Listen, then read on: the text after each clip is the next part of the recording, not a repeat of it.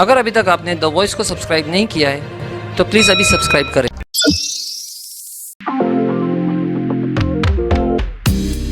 Design den home solution under one roof, जो आपके लिए लेकर आए हैं latest wallpaper, designer fittings, digital lockers, new shades of lamination.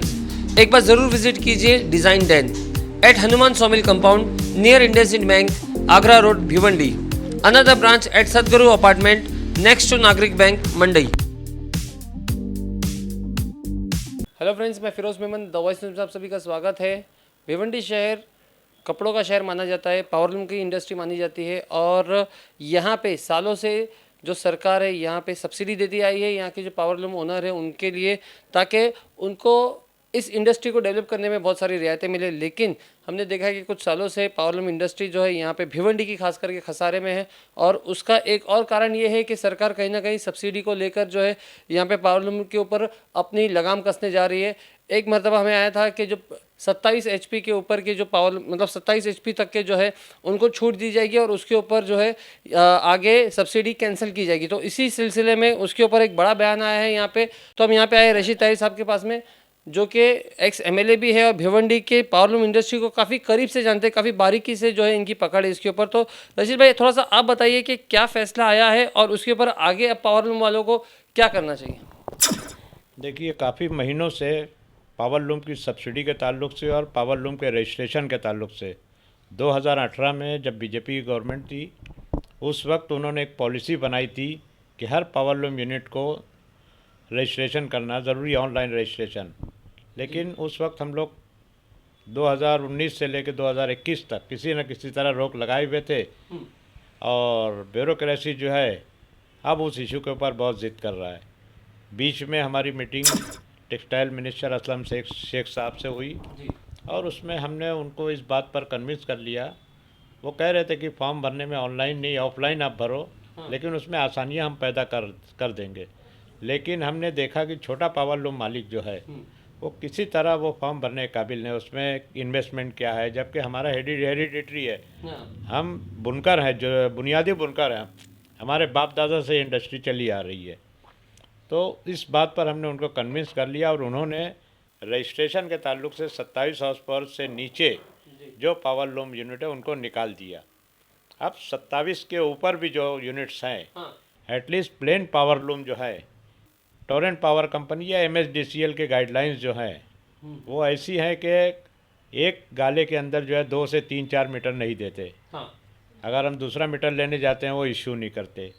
और 27 हाउस पावर के ऊपर लोग इस तरह से मजबूर हैं कि एक यूनिट एक व्यक्ति जो है जो बुनकर है 8 लूम से 12 लूम उसका रहता है और वही जो है गवर्नमेंट ऑफ महाराष्ट्र के पास परमिट इशू होता है या एक्नॉलेजमेंट होता है।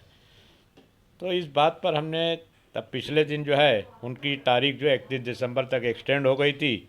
अब बीच में जो है रजिस्ट्रेशन की तारीख बीच में टेक्सटाइल डिपार्टमेंट ने एक जीआर निकाल दिया और एमएसडीसीएल को लिखा कि 27 के ऊपर वालों का जो है सब्सिडी बंद की जाती है।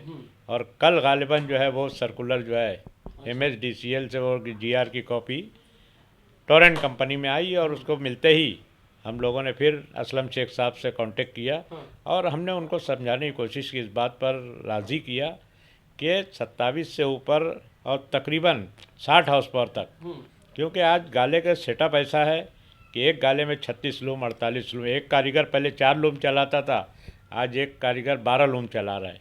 और एक गाले में कम से कम 3 कारीगर रहते हैं तभी वो कारखाना चलता है। तो इस तरह से 3 लोग मिलकर एक गाले में जो है अपना लूम लगाए और हम उनको ये भी बताया कि आप मल्टीमीटर दो हमको, अगर आपको रजिस्ट्रेशन, हाँ एक गाले में हमको 3 मीटर दो अगर, तो हम 27 से नीचे उसमें बैठ रहे हैं।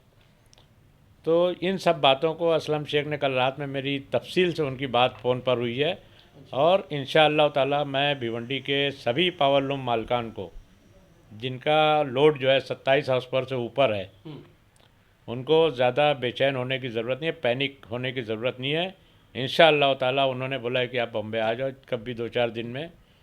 इस जो सर्कुलर जो जीआर निकला है गवर्नमेंट का उस पर रोक लगाने का भी काम किया जाएगा और इंशाअल्लाह ताला हम लोग जो है असलम शेख साहब के साथ बैठक करके अगले 2-4 दिनों के अंदर जो है इस बारे में ठोस फैसला होगा और उनकी सब्सिडी मैं लोगों को यकीन दिलाना चाहता हूं कि पावर लूम जो है इस शहर की रीढ़ की हड्डी है और इसको किसी भी सूरत में हम लोग नुकसान वैसे ही पावर लूम बुनकर जो है रोज़ तकलीफ़ में चल रहा है, कभी जान के खसारे में चल रहा है और उसमें ये सब अगर आएगा तो इंडस्ट्री टूट जाएगी। ये बात हमने नाना बाबू पटोले साहब के पास भी रख के उनको जो है पूरा कन्विंस किया और असलम शेख साहब को भी। तो मैं यकीन दिलाना चाहूँगा कि अगले 2-4-6 दिन के अंदर इस सर्कुलर के ऊपर रोक लग जाएगी इंशाअल्लाह ताला और किसी की भी सब्सिडी जो हमारे प्लेन पावर लूम के बुनकर हैं या जो auto loom semi auto loom चला रहे हैं किसी की सब्सिडी इंशाअल्लाह ताला हम बंद होने नहीं देंगे। रशीद भाई थोड़ा सा ये बताइए कि अगर सब्सिडी बंद हो जाती है तो कितना नुकसान होता है? जैसे कि 27 हॉर्स पावर के ऊपर वाले हैं तो उनको कितना एक्स्ट्रा भरने के लिए आएगा? थोड़ा सा इसके ऊपर देखिए डबल आ जाएगा ना, वो कारखाने बंद हो जाएंगे। आज जो है जो सब्सिडाइज जो बिल आ रहा है हमको 3 रुपये से बिल आ रहा है। सब्सिडी अगर बंद हो जाती है तो वो बिल चला जाएगा 7 रुपये का। 7 रुपये पे चलेगा तो कोई भी पावर लूम ओनर जो सर्वाइव ही है नहीं कर पाएंगे। सर्वाइव नहीं कर सकेगा वो पूरा। और ऐसे 970 लोग भिवंडी में है जो 27 के ऊपर जिनका यूनिट है मुझे भी आ रहा था कि कितने लोग इससे इफेक्ट हो ना 970 लोग। मैं बता रहा हूँ ना 970 को अगर आप 36 से मल्टीप्लाई करो तो मैं समझता हूँ कि तकरीबन जो है 36,000 पावर लूम हो गए। कुछ ज़्यादा होंगे कुछ कम होंगे। तो इतने पावर लूम जो है पूरी तरह से बंद होने के कगार पे है और ये बात हम लोगों ने और इससे बड़ी पैमाने पर बेरोज़गारी होगी। मालिक जो है लूम का मालिक आज जो है उसकी पोजीशन जो है मज़दूर से भी ज़्यादा ख़राब हो गई है।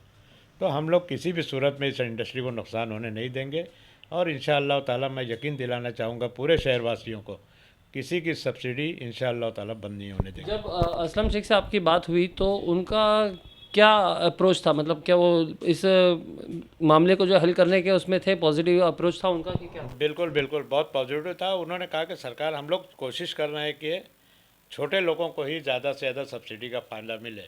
अब हो क्या गया है कि बहुत से लोग जो हैं बड़ी बड़ी कंपनियां भी हैं उसमें कि ऑटोमेटिक कुछ लूम लगा देते हैं और आपके जो है क्या नाम है उसी पे साइजिंग चला रहा है, उसी में आप डाइंग चला रहे हैं, उसी में स्पिनिंग चला रहे हैं और सब्सिडी का फ़ायदा पावर लूम का ले रहे हैं। तो इससे जो है गरीब जो है जो छोटा पावर लूम बुनकर उससे महरूम हो रहा है। इसीलिए उन्होंने पहले उसमें जो है 27 से नीचे वालों को इमीडिएट उन्होंने छूट देने का फैसला कर लिया कि उनको ऑनलाइन रजिस्ट्रेशन की ज़रूरत नहीं है। अब बड़ा यूनिट जो है उसको सभी मालूमात देने में कोई तकलीफ़ नहीं है।